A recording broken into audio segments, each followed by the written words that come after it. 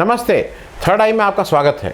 आज से थोड़ा मानसून ने दस्तक दी है यहाँ और ऐसा लग रहा है कि उत्तर प्रदेश में भी मानसून आ रहा है। मानसून का वैसे तो मौसम होता है, खेती के लिए बहुत ज़रूरी है, धान की बैठौनी होनी है जिसको कहते हैं रोपाई होनी है।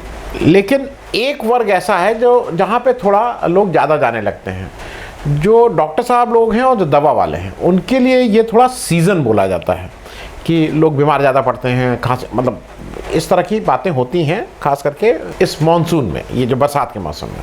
लेकिन सरकार में दो मौसम ऐसे आते हैं जब जिसमें चांदी रहती है सरकारी अधिकारियों की। एक होता है जनरली मार्च का महीना, जिसको कुछ लोग मार्च लूट भी बोलते हैं। वो मार्च लूट इसलिए बोलते हैं कि ज़्यादा जितना पैसा आता है बजट का वो सब ख़त्म करना होता है, इधर उधर उल्टा पुल्टा, यहाँ वहाँ, अच्छे बिल, खराब बिल, पुराने बिल, नए बिल, असली बिल, नकली बिल, सारे बिलों को उस समय नत्थी करके किसी तरह से किया जाता है। ये जो भी सरकार में काम किया उसको ये पता है। तो एक मार्च का महीना बहुत ज़रूरी होता है। हालांकि जिला स्तर पे दो तीन ऐसे और होते हैं, जैसे होली दिवाली आता है, उसी तरह से अगर बाढ़ आ गई है तो बड़े खुश हो रहते हैं जिला के जो लोग रहते हैं, क्योंकि बाढ़ आ गई, कोई विपदा आ जाए तो चांदी है, क्योंकि उसमें तो पैसे ऐसे का कोई हिसाब किताब देना नहीं है, उसके जो पैसा चाहिए वो करें। लेकिन एक जो विपदा तो आई, बाढ़ आई तो आई, ये तो भगवान की मर्जी पे है। लेकिन दो चीज़ें ऐसी हैं जो भगवान की मर्जी पे नहीं है। मार्च का आना, हर साल मार्च आएगा तो मार्च लूट होगी। उसके अलावा एक और जिसका इंतज़ार रहता है सरकारी अधिकारियों को, सरकारी के बाबुओं को, सरकार चलाने वालों, सरकार को भी, सरकार जो भी चलाए, वो होता है मई जून में ट्रांसफ़र का महीना।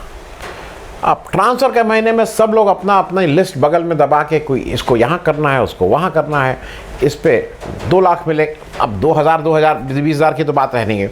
इस ट्रांसफ़र में 2 लाख मिलेंगे तो इसमें 50,000 मिलेंगे तो इसमें 4 लाख मिलेंगे। ये अपना घूमता रहता है और ये सारे उसमें व्याप्त है। अभी सरकार बनी है, नई सरकार है, उसके 3 विभाग मैं उसकी बात करूँगा आज। और जहाँ पे ये स्थानांतरण को लेके, ट्रांसफ़र को लेके कुछ बड़े घोटाले सामने आ रहे हैं। अब उसको कोई बोल नहीं रहा है। जो चीफ मिनिस्टर साहब हैं उनका कहना है कि ज़ीरो टॉलरेंस, मुख्यमंत्री की ज़ीरो टॉलरेंस नीति के हिसाब से।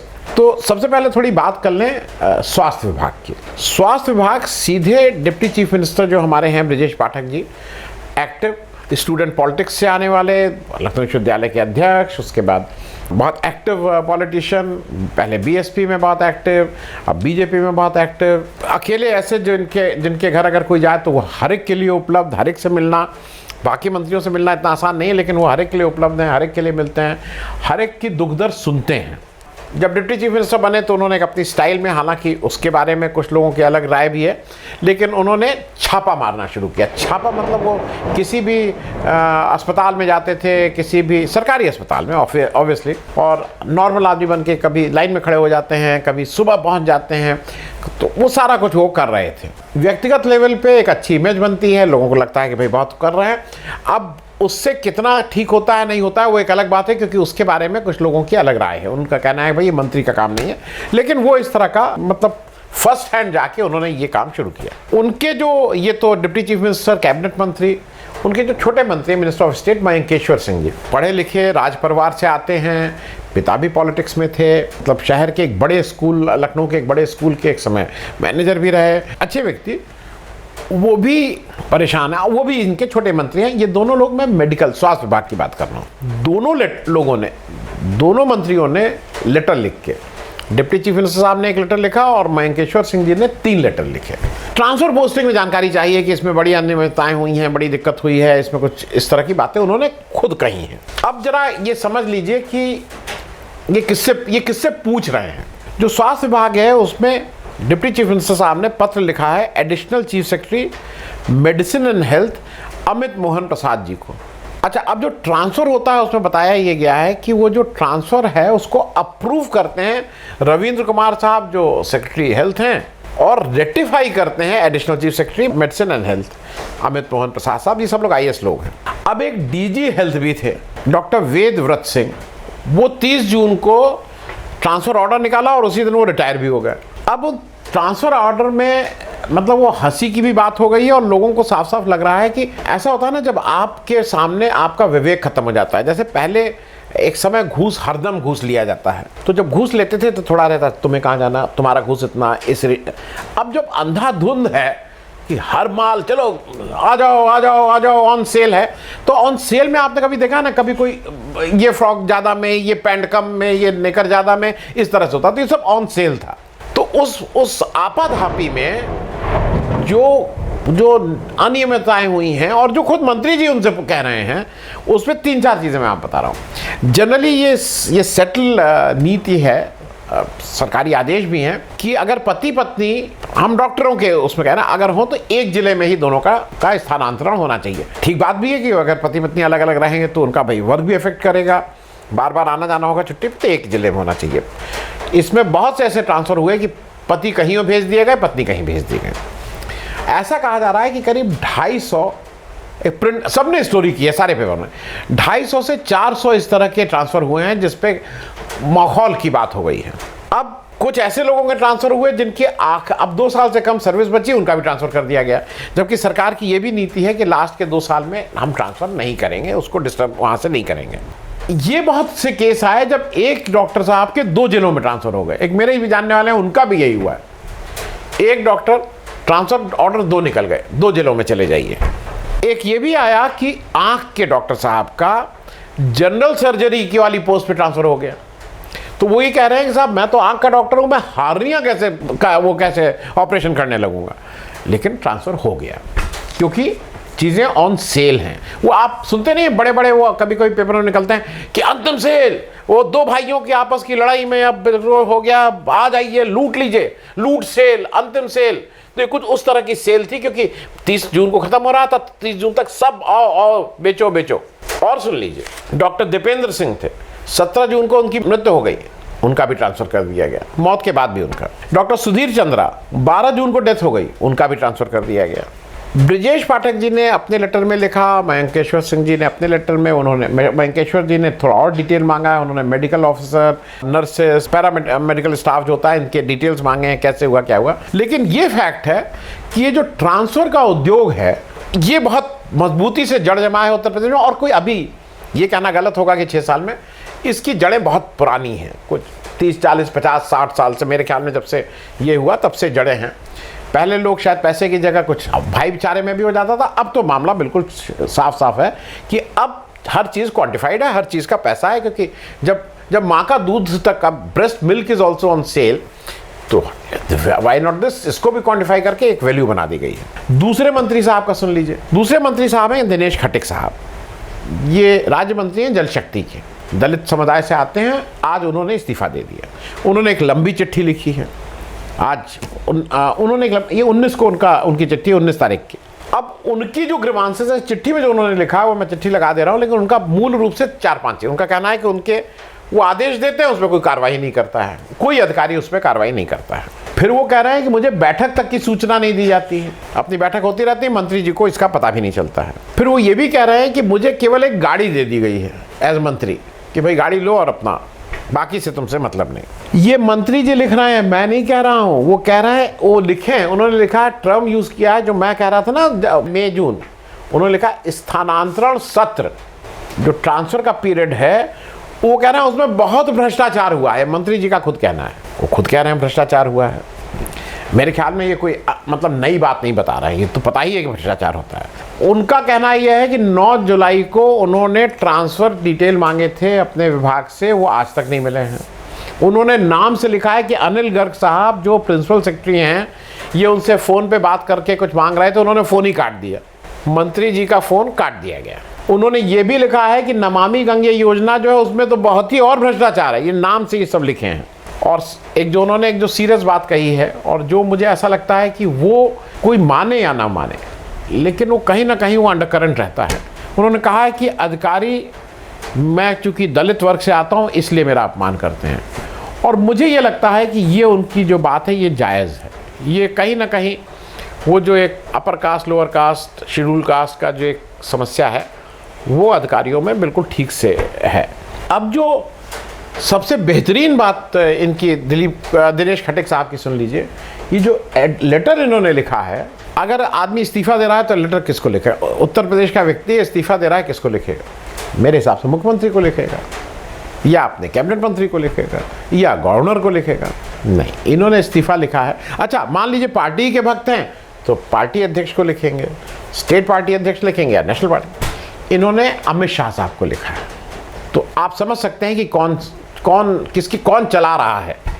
और अमित शाह साहब को लिख के उन्होंने इस्तीफा अमित शाह साहब को इन्होंने भेजा है।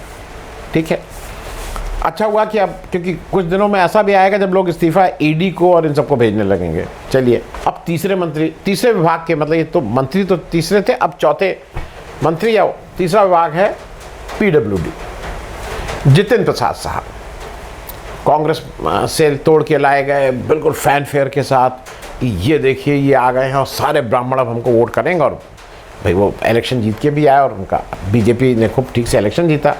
इनके जो ओएसडी साहब हैं अनिल कुमार पांडे, उनको दिल्ली से लाए थे ये। अब ये दिल्ली में भी, सेंटर में भी मंत्री रहे हैं। आप अनिल पांडे साहब को ये वहाँ से जानते होंगे, उनमें कुछ ऐसी प्रतिभा इन्होंने देखी होगी कि अपना ओएसडी में, क्योंकि ये मंत्री का प्रेरोगेटिव होता है, तो इसमें कहीं और कोई नहीं, सीधे सीधे मंत्री जी की बात है। तो मंत्री जी ने उनमें ज़रूर ऐसी कोई प्रतिभा देखी होगी जो उनको लगता होगा कि नहीं, ये तो मतलब बढ़िया अफसर है। तो वहाँ से लेकर इनको पूरे उत्तर प्रदेश के 23 करोड़ यहाँ की जनता है, अफसर जो भी हो, इनको कोई अफसर नहीं मिला, दिल्ली का अफसर मिला।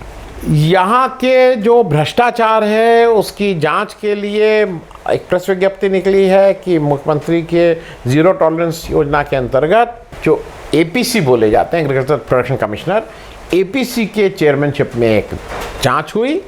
और उस जांच के बाद मनोज कुमार गुप्ता जी जो चीफ इंजीनियर हैं, छोटे मोटे अधिकारी नहीं, राकेश कुमार सक्सेना जी दूसरे चीफ इंजीनियर, और फिर शैलेंद्र यादव स्टाफ ऑफिसर, पंकज दीक्षित एओ और संजय चौरसिया जी प्रधान सहायक, बड़े बाबू जो होते हैं, ये 5 लोग, इन लोगों को तत्काल प्रभाव से निलंबित कर दिया गया है, क्योंकि ये विभागीय जांच में पाए गए हैं कि ये इन सब चीज़ों के लिए उत्तरदायी हैं और दोषी हैं। फिर वही चीज़, स्थानांतरण में घपला, वो ट्रांसफर में घपला। इसमें अभी तक जितिन प्रसाद जी बिल्कुल चुपचाप बैठे हुए हैं। जितिन प्रसाद जी की तरफ से कोई स्टेटमेंट नहीं आया है, वो चुप हैं। ये चुप्पी ये मानी जाए कि वो भी, ये जो भी कुछ हुआ था उनकी सहमति से हुआ था। अगर सहमति ना बोला जाए तो क्या उनके नॉलेज से हुआ था? क्योंकि बार बार जब ये कह रहा है zero tolerance, zero tolerance, zero tolerance. अब इसकी जो मेन बात है, जो मूल प्रश्न है, जरा उस पर हम लोग थोड़ी देर बात कर लें। देखिए, ये सब मूल प्रश्न, बिल्कुल एक चीज़ क्लियर है कि ये सब लोग जो हैं, ये दिल्ली दरबार जब बोल रहे हैं तो अमित शाह साहब के खास लोग हैं, ये उनके ही उससे हुए। ब्रजेश पाठक साहब को डिप्टी चीफ मिनिस्टर बनाया गया है अमित शाह साहब के, मतलब दिल्ली दरबार से, लोकल लेवल पे नहीं। उनसे बहुत सीनियर, अगर ब्राह्मण ढूंढिए तो उनसे बहुत सीनियर लोग थे। ये तो अभी भाजपा में आए, इनको 5 साल हुए हैं अभी। मयंकेश्वर जी भी वहीं से, दिनेश खट्टक जी भी उसी कोटे से, और जितिन प्रसाद जी भी उसी कोटे से। जितिन प्रसाद जी का एक और इंटरेस्टिंग वो है कि जितिन प्रसाद जी पीडब्ल्यूडी मंत्री बनाए गए हैं। देखिए, पीडब्ल्यूडी विभाग प्रदेश के, मतलब होम को छोड़ दें या फाइनेंस को छोड़ दें, उसके बाद सबसे तगड़ा विभाग माना जाता है, क्योंकि वहाँ पैसा बहुत है। जिसको अगर मैं वो शब्द यूज़ नहीं करता, वहाँ माल बहुत है, पैसा खूब है। तो उसके अभी बीजेपी के पहले 5 साल कौन मंत्री रहे? Deputy chief minister Keshav Maurya ji. उससे पहले जब अखिलेश जी थे तो उसके पीडब्ल्यूडी मंत्री कौन हुआ करते थे? शिवपाल यादव जी। मतलब ट्रस्टवर्दी लोग, भारी भरकम लोग। इस बार केशव प्रसाद मौर्य जी को किनारे करके रूरल डेवलपमेंट दे दिया गया है और जितिन प्रसाद जी को यहाँ बुला दिया गया है। क्या कहीं कोई आपसी आपको जलने की बू तो नहीं आ रही है? क्योंकि वो भी एक जलने की बू भी कहीं ना कहीं से आ सकती है। तीसरी बात, ये सारे विभाग ऐसा लग रहा है कि केवल अफसर चला रहे हैं। भाई दुर्गा शंकर मिश्रा जी एक्सटेंशन पे यहाँ पे ला के चीफ सेक्रेटरी बिठा दिए गए हैं। उत्तर प्रदेश में कोई आईएएस मिला ही नहीं इस लायक के जो चीफ सेक्रेटरी बने, तो एक एक्सटेंशन पे एक व्यक्ति को ला के यहाँ बिठा दिया गया है कि अब ये चलाएंगे। क्योंकि एक चीज़ ये देखने वाली होगी कि योगी जी के पैरेलल, देखिए योगी जी को सब लोग भाई बिल्कुल मानते हैं, बहुत मेहनत करते हैं, उनके ऊपर कोई एक पैसे का आक्षेप नहीं है, कहीं कुछ नहीं है। लेकिन ये आक्षेप ज़रूर है कि ये अफसर निरंकुश हैं और ये जो दिल्ली से एक पैरेलल गवर्नमेंट चलाने के लिए कुछ संगठन के लोग यहाँ बैठे हुए हैं। बाकी आप देख ही रहे हैं, मतलब मंत्री जो है वो अपना इस्तीफा अमित शाह को भेज रहा है। और उसके बाद आप क्या प्रूफ चाहिए आपको कि कौन कहाँ से सरकार चल रही है। तो एक पैरेलल सरकार अगर योगी जी की चल रही है और उसमें इस तरह के काम हो रहे हैं, तो कहीं ना कहीं तो मुख्यमंत्री को भी इसकी जिम्मेदारी लेनी ही पड़ेगी।